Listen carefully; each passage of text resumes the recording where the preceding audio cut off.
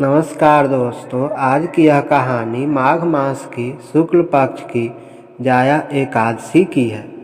एक समय भगवान श्री कृष्ण और युधिष्ठिर महत्वपूर्ण संवाद हो रहा था। धर्मराज युधिष्ठिर बोले, हे भगवान, आपने माघ मास के कृष्ण पक्ष की षष्ठीला एकादशी का तो वर्णन किया, अब आप कृपा करके माघ शुक्ल एकादशी का वर्णन कीजिए। इसका क्या नाम है, इसके व्रत की क्या विधि है और इस व्रत में किस देवता को पूजा जाता है। भगवान श्री कृष्ण कहे, हे राजन, इस एकादशी का नाम जाया एकादशी है।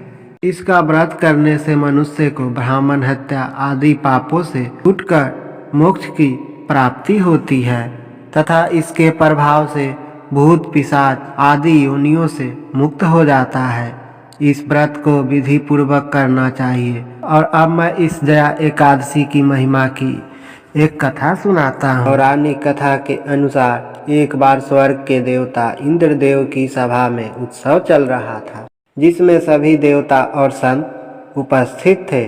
इस उत्सव में उस दौरान गंधर्व गीत गा रहे थे, तो वही गंधर्व कन्याएं नृत्य कर रही थी। इन्हीं गंधर्वों में से एक मल्यवान नामक का गंधर्व था, जो बहुत ही मधुर गीत गाता। वही गंधर्व कन्याओं में एक पुष्यवती नाम की रूपवान नृत्यांगना भी थी। जब इस उत्सव में पुष्यवती और मल्यवान की एक दूसरे पर नजर पड़ी तो दोनों अपने सुध बुध खो बैठे, जिस कारण वह दोनों अपनी लय और ताल से भटक गए। यह देखकर देवराज इंद्र क्रोधित हो गए और उन्होंने उन दोनों को स्वर्ग से वंचित होकर पृथ्वी पर पिशाचों सा जीवन जीने का श्राप दे दिया। इंद्रदेव द्वारा दिए गए श्राप के प्रभाव से वह दोनों प्रेत योनि को प्राप्त हुए और इसके बाद हिमालय के पर्वत पर एक वृक्ष पर रहते हुए अनेक कष्ट भोगने लगे। पिशाच जीवन अत्यंत दुखदायी था, जिस कारण वो दुखी रहते।